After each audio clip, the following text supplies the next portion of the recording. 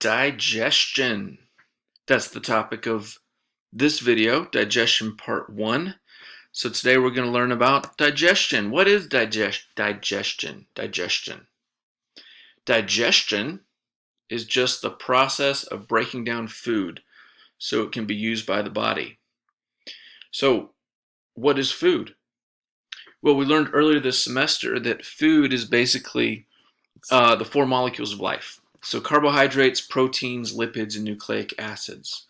So why are these food? Well, these molecules are food because you are what you eat.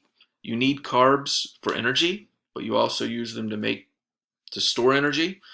You can use proteins for energy, but you also can use them to make muscle and other proteins that are needed by your body. Lipids are used to make the plasma membrane around your cells. Nucleic acids are used to make RNA and DNA. So that's why we need those different types of molecules. That's why we can't eat, metal, because we're not made out of metal. Once we eat the food, there are enzymes that are responsible for breaking those molecules of life down into smaller bits. So in this graphic from your book, or a science book, you can see this purple thing is representing the enzyme, and here comes a molecule. So the molecule moves in and it binds with the enzyme. So each enzyme has a specific shape that allows it to interact with a different type of molecule of life. And then the enzyme uses some energy to break the molecules up into their smaller bits. So this one was a disaccharide, and it got broken down into two monosaccharides. And then your body can burn these monosaccharides for energy by sending them to the mitochondria, or it can use them to make larger customized carbohydrates. So here you can see it's also true for proteins. So proteins are long coils. We talked about primary, secondary, tertiary structure earlier this semester. And they get broken down into smaller bits called peptides, and those peptides get broken down into smaller individual amino acids.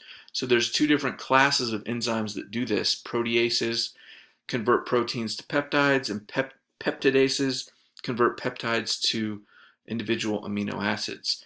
So what you're going to see is in your digestive system, you have all sorts of enzymes that are necessary for breaking down the molecules of life. All right, so let's do an overview of your digestive system. So again, your digestive system is basically it's a bunch of glands that secrete enzymes connected by tubes. And it's got an opening and an exit. And so overall, the organs of your digestive system are responsible for digesting your food and absorbing the breakdown products that you want. So absorbing the amino acids or the individual monosaccharides or whatever. So if we take a bird's eye view of your digestive system, food comes in through the mouth. It goes down the esophagus as you swallow your food. Food is first sent to the stomach. The stomach will then empty into the small intestine. The small intestine empties into the colon, also called the large intestine. The food moves through the large intestine to the rectum as feces at this point, and then it exits your body via the anus. So basically your digestive system is one long tube that's open on one end, or open on both ends, right? So food comes in one end and it goes out the other end, right? Intake and waste. So if we're to track food through your digestive system, I've got this little purple square representing the Jolly Rancher. So you swallow it. In this case, you swallow it whole because I don't have the skills to make this square break up into smaller bits. So it goes from your mouth to your esophagus to your stomach, and then it's released from the stomach into the small intestine, goes through the small intestine into the large intestine, travels through the large intestine, and then out the other end. Okay, this picture's from your book. So this is just showing the organs of the digestive system along with what they do. So it's kind of handy, but we're going to be talking about most of these in turn. So the tasks of the digestive system are fivefold. One, mechanical processing. That's just fancy talk for breaking up food, and motility is simply propelling food. So in other words, one job is to break the food up and to send it on to the next organ for further processing. Number two, secretion. So your digestive system secretes enzymes into the mouth and the stomach and the intestines. We'll talk about that in a minute. And those enzymes break down the food into smaller bits. Number three, digestion. So breaking the food down via the help of digestive enzymes into smaller particles. And once they're small enough, then you can absorb them into your bloodstream. Number four is absorption. So absorption is the passage of the nutrients and any water that you drink across the wall of your small intestine and into bodily fluids such as your blood. And then five, the final role is elimination. So you're going to eat things that you can't digest. Your cells are going to build up metabolic waste products that you need to get rid of. And so elimination is simply the process of getting rid of stuff that your body can't use. Okay, so we've defined digestion. Let's break it up into two subcategories, mechanical digestion and chemical digestion. Mechanical digestion is the first thing that you do with your food. You bite it, you chew on it, you crunch it up with your teeth. So that's all mechanical. So you're basically breaking the food up into smaller bits. That gives it more surface area for the enzymes to work on, and it also makes it smaller so you can swallow it. You wouldn't want to swallow a whole carrot, for example, but you can swallow a crunched up mouthful of carrot. The second type of digestion is chemical digestion, and this is just digestion via enzymes, which I've already talked about, but this was a nice graphic. So here's carbs. You take a bite out of bread. Those large carbohydrates are broken up by various enzymes into smaller monosaccharides. Take a bite of chicken. The proteins are broken up by various enzymes into eventually amino acids. You take a sip of vegetable oil, and those fatty acids and lipids are broken up by various enzymes into fatty acid tails and glycerol. So fatty acid tails and glycerol. So your digestive system does both mechanical and chemical digestion. So we know where most of the mechanical digestion happens. That's the mouth with the help of your teeth. The stomach does a little bit as well. We'll talk about that when we get to the stomach. And the sites of chemical digestion include your mouth. So you have salivary glands in your mouth. And so these release enzymes that help break down carbohydrates. So this is why you can put a lollipop in your mouth and it gets smaller over time. It's because your salivary glands are releasing saliva.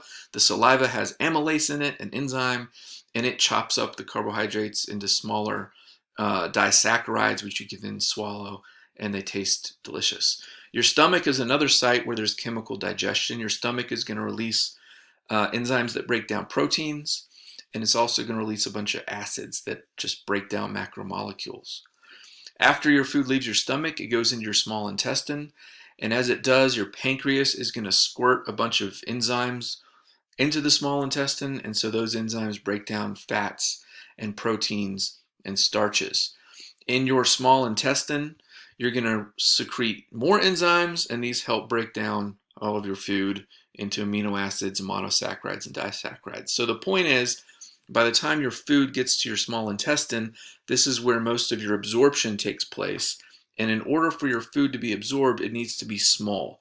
So you might eat a large, like a noodle, a complex carbohydrate. It's too big to be absorbed by your small intestine. So enzymes chop it up, and they have to keep chopping it up until eventually it's monosaccharides, or the small monomers that are building blocks of the molecules of life, so that they can then be absorbed across the wall of the small intestine and move into the bloodstream. All right, so whoa, mouth. So let's follow the path of food through your digestive system. All right, so you're going to take food in, you're going to chomp it up with your teeth, and you're going to hit it with saliva. So you're going to have some mechanical and chemical digestion right off the bat. So the food's going to be in your oral cavity, and you're going to eventually swallow it. It's going to go down your esophagus to your stomach. There's some other things going on too, because you don't just eat through your mouth, you also breathe.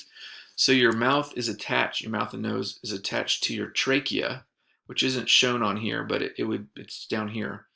And so air is going to enter your mouth and go down the trachea into your lungs, and then when you exhale, carbon dioxide and other gases are going to leave your trachea and go up and out your mouth and out your nose. There's an epiglottis right here. We'll talk about that more in a minute.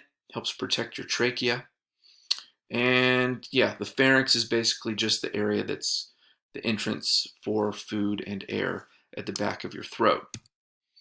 All right, I made this. This is pretty cool. So here you are. This is you. You're bald. You have no eyes. And you're going to breathe in some oxygen. All right, and so I mentioned that you have two tubes in your neck. You've got the trachea, which leads to your lungs, and then your esophagus, which leads to your stomach. So the trachea is in the front of your throat or your neck, and the esophagus is back kind of against your spinal cord. So when you breathe oxygen in your mouth, whoop, it's going to go down your trachea to your lungs, and it would just reverse that path when you exhale. With food, the food's going to come in the same place. It's going to come in your mouth, and it's going to go down the esophagus to the stomach. All right, simple enough. Well, what happens if things get mixed up? Have you ever taken a drink of water and it went down the wrong pipe? Well, that's literally what happens. So in other words, sometimes you can eat food or drink water and it can go in your mouth, and look at this. Whoo, it can go down the trachea to the lungs. That's bad. Hence the double X's. You just died. So if you get food that blocks your trachea, you can asphyxiate, you can run out of oxygen and die. Or it can at least lead to an embarrassing coughing fit where you spew chunks of food and water all over the table, spreading viruses. So how do we prevent choking? How do we prevent food and water from going down the wrong pipe, so to speak? Well, that's where the epiglottis comes in. The epiglottis is a flap that can move, and basically when you swallow, the epiglottis covers the opening to the trachea so that food and water don't have two options of tubes to go down through. They only have one, and that's the esophagus. So this is an attempt to show you how the epiglottis works. So you take the food in your mouth, and then as you swallow, the epiglottis covers the trachea, forcing the food to go down the esophagus so you don't choke to death. That makes you happy. And then you can fall in love with the person you're having dinner with and, have a happy life instead of dropping dead. So once food enters the esophagus, it goes down to your stomach. How does it do that? Well, your esophagus has muscles, smooth muscles around it, and basically they squeeze that bolus or chunk of food down the esophagus. Your esophagus is normally relaxed, and then as the food goes in, it stretches it and causes those muscles to squeeze on it, and it pushes it downwards. So it actually takes muscular contractions for you to swallow food. Once your food reaches the stomach, your stomach is going to begin really putting a hurting on that food. In other words, your food came from the outside world, so maybe it has viruses or bacteria on it. So your stomach secretes a bunch of acid. So it secretes acid, and this acid is going to kill bacteria and viruses and help turn your food into mush, right? And so there's enough acid released in your stomach that your stomach has a pH of about 2, which is good for killing most bacteria. How does the acid not hurt your stomach? Well, your stomach protects itself by secreting mucus. So there's glands that secrete mucus all on the inside of your stomach, and that provides a barrier between the stomach walls and the gastric fluid, or the acids that are in your stomach. Your stomach also does a little bit of mechanical digestion, so it'll flex and kind of twist and basically churn up your food like a washing machine.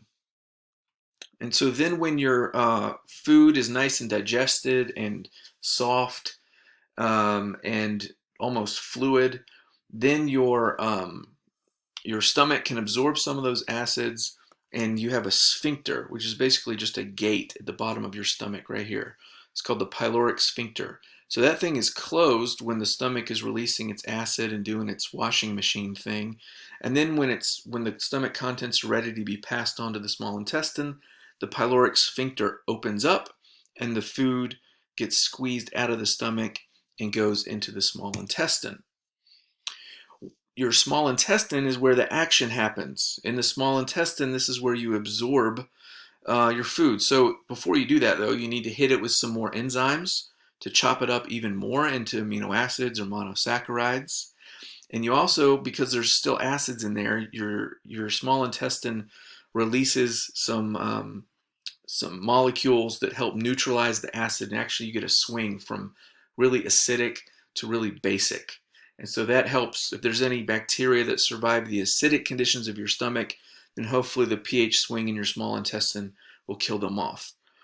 So enzymes are released in the small intestine to break up your food. Those enzymes are created by the small intestine itself and also the pancreas. So your pancreas just is like an enzyme factory, and it squirts a bunch of enzymes into your small intestine right from the get-go. Your liver helps out too. Your liver has a gallbladder on it. So the liver makes something called bile and stores it in the gallbladder. So when you eat something fatty like some fried chicken or French fries, then your gallbladder will squirt some bile into the small intestine, and that helps break up the lipids. Your small intestine has a bunch of surface area. Well, first of all, it's really long. You got 20 feet of small intestine in your body. If you've seen Braveheart, you know what I'm talking about. Your small intestine has all of these villi and microvilli. So here is basically, you can see here's a villi, and then microvilli are the little individuals. And so just a ton of surface area. So they're going to secrete enzymes, and as the food gets broken down, then they're going to be absorbed across these microvilli and into the bloodstream to be pumped around your body and deliver food to all your hungry cells. So you can see that here. Here's the cells, the epithelial cells that line your small intestine. Here come some food. So you can see the carbs get broken down into monosaccharides. Those are small enough to get absorbed through the wall of the small intestine, and they go eventually to the bloodstream. And then this gets kind of complicated, but this is just showing how the bile will interact with the fatty acids from lipids and allow them to be absorbed as well. Your food is pushed through your small intestine through a process called segmentation. It's very similar to what we saw with the esophagus. So basically your small intestine contracts in these rhythmic patterns, and it pushes the contents through the 20 feet of your small intestine towards your large intestine. Your large intestine, also called the colon, is where the remaining substances that haven't been absorbed get processed. And if there are any nutrients, it's also where bacteria can take a shot at trying to digest it. So if you eat something that's difficult to digest, like broccoli, you might not have the enzymes to break it up in your small intestine, but there are bacteria in your large intestine that will help break it up so you can still get some nutrients from it. One of the main jobs of the colon is to save water, because once the stuff that's in your small intestine leaves, you're gonna poop it out, and so you don't want to lose too much water when you poop, and so your small intestine is gonna pull water out and create feces, and hopefully feces that are not too dry but don't have too much moisture in them. The feces move through your large intestine to your rectum, and you also coat those with mucus that helps them move through and exit without hurting anything. What else? Oh, so the feces move into the rectum, which is basically the last section of your large intestine. And as this fills with feces, then it's going to stretch, and it's going to send a signal to your brain that you need to take a number 2. So when you're a little kid, you don't recognize that that's what the signal means, and so you poop your pants. But by the time you're age 3 or whatever, your brain is like, oh, that signal, yeah, that's the rectum telling me I need to poop. And then you go sit on the potty. Hey, here's a chart with poop on it. So you can look at your poop to figure out how healthy you are, how healthy your diet is. So poop or feces or stool, whatever you want to call it, can get graded on this scale of 7 types. So type 1 and 2 are really dry feces. So this happens when you're constipated. Types 5, 6, and 7 is when there's a lot of water still in your feces. So if you have type 1 or 2, you're constipated, you need to drink more water. And if if you have type 5, 6, or 7, then there's a lot of water coming out, and so it could be that you're lacking fiber. You need to eat more fiber in your diet. Or if it's really liquid, then you're probably sick and your intestines are all inflamed and they're fighting off a virus or bacteria or something. And so there's a bunch of water coming out and it's gross. So you want to shoot for type 3 and 4. There you go. All right, so in review, let's kind of put all that together. So the food's going to come in your mouth. There's really nowhere else you can put food successfully. And you're going to do some mechanical digestion, chop it up with your teeth. You're going to hit it with some enzymes from your salivary glands. You're going to swallow, sending it down the esophagus. It's going to land in your stomach. There you're going to hit it with acids and some enzymes that's going to break it up further. Your pyloric valve will open and release your stomach contents into your small intestine, where your pancreas, it's kind of hidden by this arrow now, but your pancreas is going to squirt a bunch of enzymes on it, and then it's going to move into your small intestine, and now it's going to hit it with more enzymes, and then you can begin absorbing this good stuff, putting it in your bloodstream, feeding your cells. It's going to pass through your small intestine some more, so you can make sure you absorb all the good stuff. Then it passes on to your large intestine or colon, and you're going to start pulling water out. Right? Pull more water out, hopefully get into, type 3 and 4 stools. Then it goes to your rectum and out the anus, and that's you pooping on the potty. Pretty cool.